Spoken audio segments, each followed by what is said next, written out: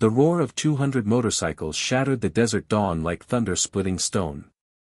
Wrench Cordero's knuckles were white on the handlebars, his jaw clenched so tight his teeth ached. 47 years of breathing, and he'd never been this terrified.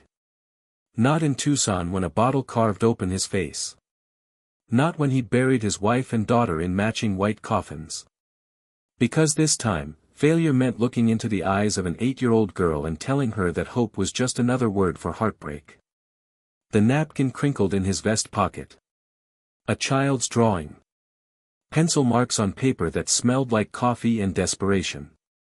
But those marks had put him here, leading the largest single-day ride the Diamondback Chapter had ever organized. All because a girl who hadn't spoken in 3 years had finally found her voice through the only language she had left. 37.4 miles from the Route 66 junction. That's what the map said. Wrench had memorized every line, every detail. The rock formation shaped like a frozen wave. The hidden turnoff behind creosote bushes. The trailer with barred windows. And inside that trailer, either salvation or the cruelest lie an innocent child could tell. If you're watching this and you believe in second chances, in voices that speak without sound, do me a favor. Hit that like button. Subscribe and turn on notifications, because stories like this need to be heard. They need to travel beyond these desert roads into hearts that still remember how to hope. I promise you, what happens next will make you believe in miracles again. Now let me take you back to where this all started. 3 years earlier, Iris Kahlo had watched her mother disappear into the night. The child's mouth had opened to scream, but terror swallowed the sound before it could form. She was 5 years old, hiding in a closet that smelled like mothballs and her mama's lavender shampoo, listening to boots on linoleum and her mother's muffled cries. A man's voice, rough as gravel and twice as sharp. You belong to me, Sophia. You always have. Tires on dirt. Engine noise fading into darkness. Then silence so complete it felt like death. When Iris crawled out hours later, the trailer was empty. Dishes still in the sink. Her mother's coffee mug still warm. The television playing cartoons to nobody. She tried to scream then, tried to call for help, but her throat had locked shut like a rusted door. The words lived inside her, beating against her ribs, but they couldn't find the exit. The police had come. Asked questions she couldn't answer. They'd looked at the trailer, at the poverty seeping through the walls, at the empty bottles under the sink that told stories Sophia would have hated them to tell. Another user, one cop muttered. Probably ran off with her dealer. Happens all the time out here. They'd filed a report. Called it a voluntary disappearance. Gone before sunset. Now Iris lived with her grandfather Hector in that same trailer, the one that still smelled like lavender even though Sophia had been gone for 3 years. Hector was 72, his hands shaking from Parkinson's, his memory slipping like water through cupped palms. Some mornings he called Iris by her mother's name. Some nights he forgot to eat until Iris drew him a picture of a plate and fork. School was a special kind of torture. The bus ride where kids treated her empty seat like a force field. The classroom where teachers called on her, then waited through uncomfortable silence before moving on with practiced pity. The lunchroom where she sat alone, napkins and colored pencils spread before her like a fortress. That's the weird mute girl, they whispered. Her mom was a junkie. Just abandoned her. The school counselor tried. Mrs. Patterson with her kind eyes and office that smelled like vanilla candles. Iris, can you try just one word for me today? Just one sound. Iris would open her mouth. Feel her throat close. Feel the memory of that night wrap around her vocal cords like barbed wire. She'd shake her head, tears burning behind her eyes, and reach for her pencils instead. She drew empty rooms. Birds in cages. Landscapes where nothing moved. Her art teacher said she had talent, said the drawings were hauntingly beautiful. But Iris knew the truth. She was drawing her insides. All the words she couldn't say, trapped in colored pencil and white space. Hector tried to understand. Every evening he'd look at her drawings, spread across the kitchen table between overdue bills and prescription bottles he couldn't afford to refill. "These are real pretty, Mija," he'd say, his hands trembling as he touched the paper. "You got your mama's talent." But he didn't see what Iris was trying to tell him. The caged birds weren't just birds. The empty rooms weren't just practice. She was screaming on paper, and nobody could hear her. The only place Iris felt almost safe was Rusty's Roadhouse. Every Thursday, Hector took her there because his veterans discount made the coffee affordable, and Marlene, the owner, didn't mind if they stayed for hours. Marlene was 60-something, cigarette-voiced, with eyes that had seen enough of life's ugly side to recognize pain in others. "Corner booth's yours, baby girl," Marlene would say, sliding a pile of napkins across the counter. "You draw whatever you need to draw." That's where Iris first noticed him. The biker with the scar through his eyebrow and knuckles that looked like they'd been broken and healed wrong too many times. He came every Thursday with his crew, 20 to 30 men in leather vests covered in patches, their motorcycles lined up outside like mechanical horses. Most people in Copperhead Valley scattered when the Hells Angels rolled into town. But Marlene's rule was absolute. "No blood on my floors, no drugs on my property, and your money's good as anyone's." The scarred biker always sat 3 tables from Iris's corner booth. Always ordered black coffee and a bacon cheeseburger. Always left a $20 bill under his plate, even though his meal cost $8. Iris noticed. She noticed everything. The first time was an accident, she thought. But then it happened again. And again. Every Thursday for months. She started saving the money in a shoebox under her bed. 47 $20 bills. $940. A fortune. But more than the money, she noticed his eyes. They looked like hers felt. Like something precious had been ripped away and the wound never quite closed. His name was Wrench. She heard the other bikers call him that. They'd mock him sometimes, voices low but not low enough. "Going soft on us, old man." And he'd just grunt, finish his coffee, and leave without responding. Iris didn't know his story. But she recognized the shape of grief. It wore the same face in everyone it touched. Wrench Cordero had a daughter once. Melody. Bright-eyed and fearless, always begging to ride on his motorcycle, always laughing like music itself had learned to breathe. She'd be 11 now, he calculated every single day. 11 years old with her mother's smile and his stubborn chin. But Melody was 8 years gone, killed by a drunk driver who'd crossed the center line on a Tuesday afternoon. Carmen died instantly. Melody held on for 3 hours, long enough for Wrench to hold her hand in the ICU, long enough for her to whisper, "Don't be sad, Daddy," before the machines went flat. He'd stopped being Silas that day. Became Wrench instead. A tool. Tools didn't feel. They just performed their function and got put away. The Diamondback Chapter became his family. Dutch, the chapter president, who led with quiet authority. Cruz, the road captain, ambitious and sharp. Mako, the medic, who'd seen enough combat to understand that some wounds never healed. They were his brothers. They kept him breathing when breathing felt pointless. And every Thursday, he saw that little girl in the corner booth, drawing in silence, and something in his chest cracked open just enough to hurt. "Why do you keep tipping her?" Cruz asked one evening, watching Wrench slide another 20 under his plate. "Because somebody should notice she exists," Wrench said. "You can't save everybody." "I'm not trying to save everybody. Just one." Iris had been planning it for weeks. The idea came during a history lesson about mapmakers, explorers who drew routes to undiscovered territories. Her teacher's voice faded into background noise as the realization hit. She couldn't speak. But she could draw. And she knew exactly where her mother was. The memories had never left. They'd just been buried under trauma, too terrifying for a 5-year-old mind to process.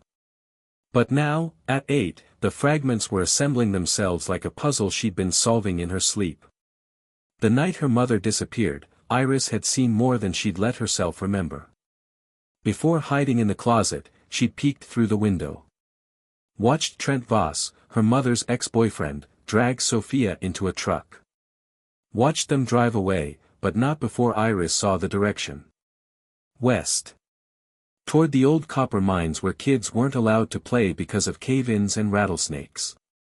And in the 3 years since, Iris had been collecting pieces. Conversations overheard at school about the abandoned mining camps. A map of Copperhead Valley on the library wall, studied during lunch breaks. The rock formations she'd memorized from field trips. Her mother was alive. Iris knew it the way she knew her own heartbeat. Sophia was out there, waiting. And Iris had finally figured out how to tell someone who might actually listen. The napkin took her 2 hours to complete. Every detail mattered. The highway markers. The distance from Route 66. The wave rock formation she'd seen on a class trip. The turnoff that looked like nothing unless you knew to look for it. The trailer, drawn from memory of the glimpse she'd caught through tear-blurred eyes that horrible night. She added the men. 5 stick figures, 2 with guns at their hips. The dog, a pit bull with cropped ears that she remembered from nightmares. And in the window, drawn with a purple crayon Marlene had given her, her mother's face. Sophia's eyes. Sophia's dark hair. At the bottom, in letters that took all her concentration, she wrote, "Mama. Help. Please." Her hands shook as she walked toward Wrench's table that Thursday evening. The entire diner seemed to hold its breath. Even the jukebox fell silent between songs. Iris's heart hammered so hard she thought everyone could hear it. She placed the napkin on his table. Their eyes met. His confused. Hers pleading, desperate, terrified. Then she ran back to her booth before courage could abandon her completely. Wrench stared at the napkin for a full minute.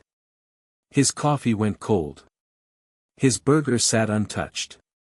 The other bikers watched, sensing something significant was happening but not understanding what. He studied every line.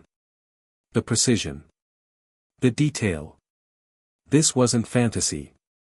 This was memory, carefully translated into pencil and paper. The wave rock formation.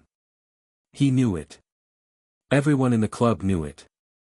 Dangerous territory, controlled by the Scorpions MC, a rival club that ran drugs through the abandoned mining routes. And this child had just drawn him a map leading straight into that territory. Right now, I need you to do something for me. If this story is gripping your heart the way it's gripping mine, hit that subscribe button.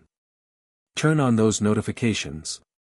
Because stories about people who refuse to give up, who find ways to speak when the world tries to silence them, these stories matter. They need to be shared. Drop a comment and tell me if you believe Iris. Would you have trusted that map? Your thoughts might inspire someone who needs to hear this today. Wrench approached Hector's table, the napkin held carefully in his scarred hands. "Mr. Kahlo, can I ask you something about Iris's mother?" Hector's face darkened immediately, grief and guilt mixing into an expression Wrench knew too well. "Sophia disappeared 3 years ago. Police said she probably ran off. Drugs, they figured. Iris hasn't spoken since. Did they check the copper mines? Out past Wave Rock?" Hector blinked. "They didn't check much of anything. Said she wasn't a priority. Just another addict who didn't want to be found." His voice broke on the last word. Wrench showed him the map. Watched Hector's face transform from confusion to horror to crushing guilt. "I thought she was just drawing pictures," Hector whispered. "She draws all the time. I never thought she was trying to tell me something real. Oh God, she's been trying to tell me for 3 years." The emergency chapter meeting started at 9 p.m. 20 members of the Diamondback Chapter crowded into the clubhouse, a fortified garage that smelled like motor oil and leather. The napkin lay on the pool table under harsh fluorescent light. "It's a kid's drawing," Cruz said immediately. "Kids have active imaginations. We can't risk everything on napkin art." "Look at the details," Mako countered, leaning over the map. "The distance markers. The rock formation. The dog breed. Kids don't invent these specifics. This is memory." "Memory or wishful thinking?" Cruz shot back. "Her mother's been gone 3 years. The cops investigated. What makes us think we know better?" "The cops didn't investigate," Wrench said, his voice low and dangerous. "They took one look at a poor woman in a poor neighborhood and decided she wasn't worth finding." "That's not our problem," Cruz insisted. "We're not a charity. We're not the police. This isn't our fight." "Then whose fight is it?" Mako demanded. "That little girl has nobody. Nobody listened. Nobody believed. She's asking us because we're her last option." Dutch, who'd been silent throughout, picked up the napkin. Studied it with the careful attention he gave to everything important. "I know Wave Rock," he finally said. "Ran cargo through there in the 80s. There's old mining camps. Perfect place to hide something you don't want found." "It's also Scorpion's territory," Cruz said. "We go out there making noise, we start a war. So we go quiet," Dutch replied. "For bikes. No colors. Wrench, Mako, Cruz, and me. Reconnaissance only." "And if we find something?" Wrench asked. "Then we handle it. But smart." The vote was close. 12 in favor, 8 against. But Dutch's word was final, and Dutch had decided they were riding. Wrench couldn't sleep that night. He sat in his garage, mechanically cleaning tools that didn't need cleaning, trying to quiet the war in his head. The napkin was a photocopy now, the original locked in Dutch's safe, but Wrench had memorized every line. What if they were wrong? What if this was a child's grief manifesting as false hope? What if they rode out there and found nothing but abandoned buildings and broken dreams? But what if they were right? He found Melody's old pink helmet on a shelf, dusty from 8 years of storage. He'd kept it. Couldn't bring himself to throw it away. Now he held it, talking to the daughter who'd never wear it again. "I know you'd want me to do this, baby girl," he whispered. "You always rooted for the underdog. Always believed in impossible things." The helmet didn't answer, but Wrench felt something settle in his chest anyway. A certainty. A purpose. At 3 a.m., his phone rang. "Dutch. Change of plans," the chapter president said. "I've been making calls. Word spreading. Brothers from Phoenix want in. Tucson. Flagstaff. They all want to ride." "How many?" Wrench asked. "All of them." By 5 a.m., Rusty's Roadhouse parking lot looked like a motorcycle convention. Bikes kept arriving, one by one, then in groups. Marlene showed up early, took one look at the gathering crowd, and started making coffee in industrial-sized urns. 50 bikes. 100. 150. 200. The sun rose over a sea of leather and chrome, 200 Hell's Angels standing in formation, waiting. Hector brought Iris, wrapped in a blanket against the desert cold. She watched through the diner window, eyes wide, as the impossible unfolded before her. All these people. All these motorcycles. For her. Because of her napkin. Dutch approached the window, kneeled so they were eye level through the glass. He placed his hand against the window. Iris placed her small hand against his, glass between them. "We believe you," Dutch mouthed. Iris's tears fell silently, but for the first time in 3 years, they weren't tears of despair. Wrench joined them, showed her the map. "We're going to follow this exactly. Can you be brave a little longer? Iris nodded. Then reached into her jacket and pulled out another napkin. This one showed Sophia's face with tears streaming down. Beside her, a cage. Bars drawn with heavy pressure. A padlock. Men with guns outside, but now with more detail. Tattoos. Specific clothing. A description. Wrench's blood went cold. She's not missing, he said. She's being held prisoner. Dutch stood. Then we're not searching. We're liberating. Let's ride. 200 motorcycles starting simultaneously created a sound that shook windows and set off car alarms 3 blocks away. Copperhead Valley residents emerged from homes and trailers to watch the convoy move out. Some filmed on phones. A police cruiser watched from the corner but didn't interfere. Even cops knew better than to stop this. The formation moved like a military convoy, disciplined and purposeful. Inside his helmet, Wrench's breathing was steady despite the adrenaline flooding his system. He'd memorized the route. 37.4 miles from Route 66. Turn at Wave Rock. Follow the hidden path. Cruz rode beside him, no longer arguing, finally understanding the gravity of what they were attempting.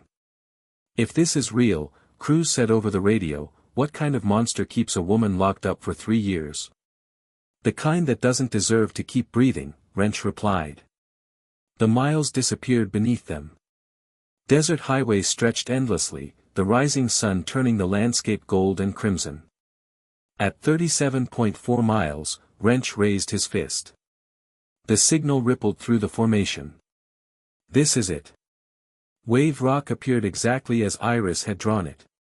A formation that looked like frozen water, curved and majestic against the morning sky. The turnoff was barely visible, overgrown with creosote and cholla cactus. Dutch signaled. The formation split. Main group circled wide, creating a perimeter that nothing could cross unseen. Scout team, Wrench, Cruz, Mako, and Dutch, continued on foot. They moved quietly through desert scrub, weapons concealed but ready. Wrench spotted tire tracks first. Recent. Then the trailer came into view, and his heart stopped. Rusted white, exactly where Iris had marked it. Barred windows. 2 trucks parked outside. And chained to a post, exactly as drawn down to the cropped ears, a pit bull that watched them with dead eyes. Sweet Jesus, Mako breathed. She was right about everything. Cruz's face had gone pale. I'm sorry I doubted. They split up, surrounding the trailer. Wrench moved to a window, peered through a gap in the bars. What he saw would haunt him forever. Sophia Kahlo, emaciated to the point of being unrecognizable. Bruises in various stages of healing covered her visible skin. A chain ran from her ankle to a radiator. She was folding laundry with mechanical precision, the movements of someone who'd learned that compliance meant survival. A man walked through the frame. Mid-30s, wiry, with the teeth and complexion of a long-time meth user. He backhanded Sophia casually, like swatting a fly, because she'd folded a shirt wrong. Trent Voss. Had to be. 2 other men inside. One built like a linebacker, covered in prison tattoos. One younger, nervous, watching the door like he expected trouble. Sophia looked up, maybe sensing she was being watched. Her eyes met Wrench's through the window. For a moment, neither moved. Then Sophia's mouth shaped a single word. Iris? Wrench nodded. Sophia's face crumbled. 3 years of tears she'd been too terrified to cry, finally breaking free. She mouthed, she's alive. Wrench nodded again. Sophia covered her mouth, sobbing silently, her whole body shaking. Dutch's voice crackled over the radio. Confirmed. We have a captive victim. Moving to extract. All units stand ready. What happened next was fast and brutal. Wrench didn't kick the door, he demolished it. The frame splintered, hinges tearing free. Trent spun, reaching for a gun on the counter. Wrench was faster, his hand clamping around Trent's wrist and twisting until bones cracked and the gun clattered away. The linebacker, Bridger, charged. Mako met him with military precision, redirecting his momentum into the wall hard enough to crack drywall. The younger one, Cade, tried to run out the back door and found Cruz waiting, arms crossed, a smile that promised pain. The fight lasted maybe 30 seconds. These weren't weekend warriors. These were men who'd survived decades of violence and come out the other side. Trent and his crew never stood a chance. Wrench had Trent pinned against the wall, forearm across his throat. Every instinct screamed to keep pressing, to make this monster pay for 3 years of torture. But Dutch's hand on his shoulder pulled him back. That's enough. He's done. Mako was already with Sophia, carefully removing the chain with bolt cutters from his pack. "You're safe now," he said gently. "Your daughter sent us." Sophia's voice was hoarse from disuse. "Iris? My baby, Iris. Is she okay?" "She's with your father," Wrench said. "She's safe. She never stopped looking for you." "I thought she'd forget me," Sophia sobbed. "I thought she was better off thinking I was dead. He said if I tried to escape, he'd find her. He'd hurt her." "She didn't forget," Mako said, wrapping her in a blanket. "She drew us a map. Every detail. She found a way to tell us where you were." "But she doesn't speak," Sophia whispered. "She didn't have to," Wrench said. "She found another way." Dutch was on the radio. "Package secured. Calling it in." The anonymous tip went to the police. Location, evidence of kidnapping and trafficking. The Hells Angels had to leave before law enforcement arrived. Their methods weren't exactly legal, and questions would be asked that nobody wanted to answer. "Tell them you escaped," Dutch instructed Sophia. "Tell them you don't know who broke the door." "Can you do that?" "Who do I say found me?" Sophia asked. "Say an angel was watching over you. Leave it at that." Sophia rode behind Wrench on the return journey, holding onto him like he was the only solid thing in a tilting world. The 200-bike convoy reformed, protective formation around her. She was one of them now. Family. The ride back felt different. Lighter somehow, despite the weight of what they'd witnessed. They'd gone looking for truth and found horror. But they'd also found redemption. Before we get to what happened next, I need you to understand something. This isn't just a story about bikers and rescues. It's about listening to voices the world ignores. About believing in people who've been taught they're not worth believing in. If that resonates with you, if you've ever felt voiceless or invisible, hit that like button. Subscribe. Turn on notifications. Share this in the comments. Your story matters too. Someone needs to hear it. Now let's get to the reunion that'll break your heart and put it back together. Rusty's Roadhouse at 7 a.m. Marlene had cleared the diner, hung a "closed" sign on the door. Inside, Hector sat with Iris in their corner booth. The girl was drawing frantically, her hands shaking, unable to sit still. She'd heard the motorcycles leave. Watched them disappear into the desert dawn. Now all she could do was wait. The sound started as distant thunder. Then grew. The rumble of 200 engines returning. Iris's head snapped up. Hector's hand found hers, squeezed gently. The motorcycles filled the parking lot. Engines cut. Silence fell. Then the diner door opened. Sophia stood framed in the doorway, wrapped in a blanket, backlit by morning sun. She looked like a ghost. Thin enough to break, bruised, exhausted. But alive. Impossibly, miraculously alive. Time stopped. Iris stared at her mother. Sophia stared at her daughter. 3 years collapsed into a single moment. Then Iris's mouth opened. For 3 years, no sound had come. For 3 years, her voice had been locked behind trauma and terror. But now, seeing her mother standing there, alive and real and home, something broke open inside her chest. She screamed. Not words. Just sound. Pure, primal, desperate sound. 3 years of trapped agony released in a single breath that seemed to go on forever. The scream that couldn't come out when she was 5, when her mother was dragged away, when she'd hidden in the closet with her hand over her mouth. All of it, finally breaking free. Iris ran. Sophia dropped to her knees. They collided in the middle of the diner floor, holding each other so tight it seemed they'd never let go. Both sobbing, both shaking, both alive. Hector joined them, 3 generations collapsed together, weeping. The Hell's Angels stood in a circle around them, silent witnesses to something sacred. These rough men with scarred knuckles and hard eyes, watching a family knit itself back together. You saved me, Sophia whispered into Iris's hair. My brilliant, brave girl. You saved me. I never stopped thinking about you, she continued. Every day. Every single day. I wanted to come home so badly. I'm so sorry I couldn't. I'm so sorry.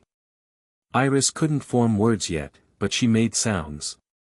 Cries and whimpers and the beginning of language returning. Her hands clutched her mother's shirt like letting go meant disappearing again. They stayed like that for a long time. Nobody rushed them. The Hell's Angels eventually filed out quietly, giving the family privacy. Marlene made coffee and breakfast that nobody ate, but having it there felt important anyway. Outside, Dutch gathered the chapters. Police will investigate. Trent Voss and his crew are done. But we were never there. Understood? 200 heads nodded. We did good today, Dutch said quietly. Remember this feeling. This is what the patch means. This is what brotherhood means. The clubs dispersed slowly, heading home to different cities, different lives. But they'd carry this day with them. The day they'd believed a mute child and found a miracle. 1 week later, Sophia was in the hospital recovering. Malnourished, traumatized, but stable. The doctors said she was lucky to be alive. Iris visited every day, drawing pictures at her bedside. She still couldn't speak much, but she was trying. Words came slowly, carefully. Mama. Love. Stay. Speech therapy started for both of them. Trauma counseling. The long road to healing that would take years but had finally begun. Trent Voss and his associates were arrested. The evidence was overwhelming. Kidnapping, trafficking, assault. They'd spend the rest of their lives in prison.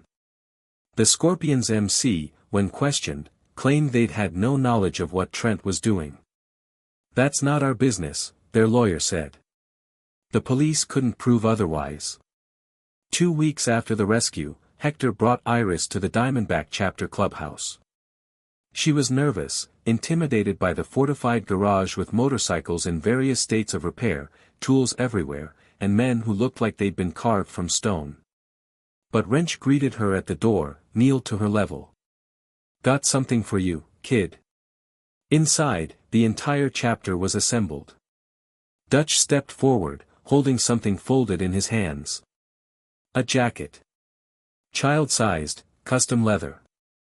He unfolded it. On the front, embroidered in purple thread, Iris. On the back, her drawing, the purple bird breaking free from a cage. Beneath it, honorary sister, Diamondback Chapter. This doesn't make you a member, Dutch explained. You're too young for that. But it makes you family. Wrench helped her put it on. It fit perfectly. You showed us something we'd forgotten, he said. Courage doesn't come from strength or size. It comes from refusing to give up on the people you love. Mako added, you trusted us when you had no reason to. That's faith we don't take lightly. Cruz, humbled and quiet, said, "I'm sorry I doubted you. You taught me to believe in things I can't see." The clubhouse filled with celebration. Sophia was there in a wheelchair, still healing but smiling. Hector brought a cake that Marlene had made. It wasn't anybody's birthday, but celebrations didn't need reasons. The Hell's Angels, these men who'd seen violence and loss and every shade of darkness humanity offered, sang happy birthday off-key and too loud. Iris smiled, a real genuine smile that lit up her whole face. And then, quietly, she spoke her first full sentence in 3 years. "Thank you for believing me." The room went silent. Sophia wept. Hector covered his mouth, his whole body shaking. The bikers, these tough men who claimed nothing touched them, had to look away and wipe their eyes. "That's my girl," Sophia whispered. "That's my brave, brilliant girl." 6 months later, life had found a new rhythm. Iris was in speech therapy 3 times a week, making steady progress. She could speak in short sentences now, her voice quiet but gaining strength. She still preferred drawing for complex emotions, but she was trying. That's what mattered. Sophia was working at Rusty's Roadhouse as a waitress, rebuilding her life one shift at a time. The club had helped them upgrade from the old trailer to a better one, safer neighborhood, actual working appliances. Trauma support groups met twice a week. Some days were hard, nightmares and panic attacks, but they were facing them together. Wrench kept the original napkin map in his wallet. Next to it, a new drawing Iris had made for him. It showed him holding Melody's hand, and Melody saying, "Thank you for helping her, Daddy." He'd visited Melody's grave, placed the drawing on her headstone. "I think you sent her to me, baby girl," he'd whispered. "I think you knew I needed to save someone. Thank you for that. Thank you for still guiding me." Every Thursday at 5 p.m., tradition continued. The Diamondback Chapter met at Rusty's Roadhouse. But now Iris didn't sit alone in the corner. She sat at the main table with Wrench, Mako, Cruz, and Dutch. Her family. Sophia brought them coffee and burgers, exchanging jokes and stories. Marlene watched from behind the counter, smiling her cigarette-stained smile, satisfied with how things had turned out. Iris was drawing, but not maps anymore. Portraits now. Each member of her extended family, captured in careful detail. Wrench leaned over, studying her latest work. A picture of him with Melody on his shoulders. "Who's that?" he asked, though he knew. Iris had written beneath the drawing in her careful handwriting, "Heroes come in leather." The camera would pull back if this were a film, through the diner window. Inside, laughter and family and belonging. Outside, 200 motorcycles parked in neat rows when the other chapters visited. A community that had chosen to believe a voiceless child and changed 3 lives forever. Maybe more. Maybe everyone who'd witnessed it. People asked Wrench later why they'd done it. Why 200 bikers had dropped everything for a napkin drawing from a child they didn't know. His answer was always the same. Because she asked. And because no one else would. "We're not heroes," he'd continue. "We're just people who remember what it's like to be powerless. We know that sometimes the smallest voice draws the loudest truth. That family isn't blood. It's who shows up when the world says to walk away. That little girl taught them all something profound. That courage doesn't always roar. Sometimes it whispers. Sometimes it's silent. Sometimes it's just a drawing on a napkin, handed to a stranger in a moment of desperate faith. And sometimes that's enough to change everything." Iris stood outside Rusty's one evening, wearing her leather jacket, watching the sunset paint the desert in shades of purple and gold. She pulled out a napkin and began drawing. A new map. But this one didn't lead to trauma or pain. This one pointed forward. To art school someday. To healing. To possibilities she was finally brave enough to imagine. She handed it to Wrench. He looked at it and smiled. Where are we going this time?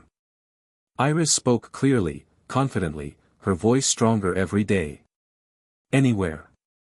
Together. Before I let you go, I need one more thing from you.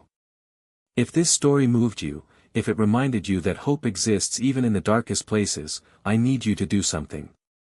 Subscribe to this channel and turn on notifications. Stories like Iris's need to be told, need to be heard, need to travel beyond these desert roads into hearts that still remember how to believe. Drop a comment below. Tell me about a time someone believed in you when nobody else would. Or tell me about a time you chose to listen when the world said to ignore. Your story matters. Share it. You might inspire someone who desperately needs to hear that they're not alone. Hit that like button.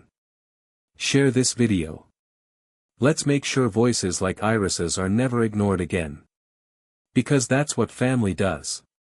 That's what community does. We listen. We believe. We show up. Always.